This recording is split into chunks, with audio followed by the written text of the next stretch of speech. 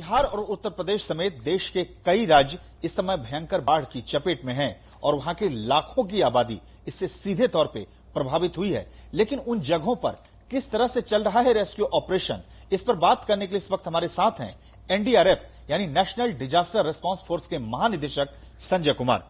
Sir, हालात बहुत खराब हैं। हम सबसे पहले आपसे ताजा जानकारी चाहते हैं कि अभी कौन कौन से राज्य में सबसे ज्यादा हालात खराब हैं सर, और किस तरह का रेस्क्यू ऑपरेशन चल रहा है।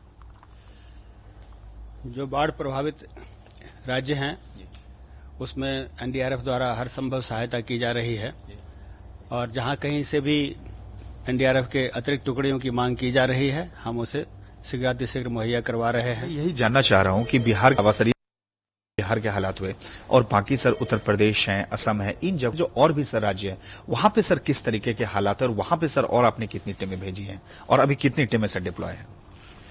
बिहार में 23 टीमें डिप्लॉयड हैं। उसी तरह उत्तर प्रदेश में 16 टीमें वहां पर मौजूद हैं और 4 टीम और वहां पर भेजी जा रही हैं। इसके अलावा असम में 18 टीमें हैं और वेस्ट बंगाल में 11 टीमें हैं। मुख्यतः बाढ़ प्रभावित क्षेत्रों में इन्हें तैनात किया गया है। ये माना जाए कि जो इस तरीके के जो बाढ़ से लाखों की आबादी जो प्रभावित है, एनडीआरएफ के लोग सर भगवान की एक तरीके से भूमिका में हैं, जिन लोगों को सर बचाया जा रहा है, जिन लोगों को सुरक्षित निकाला जा रहा है।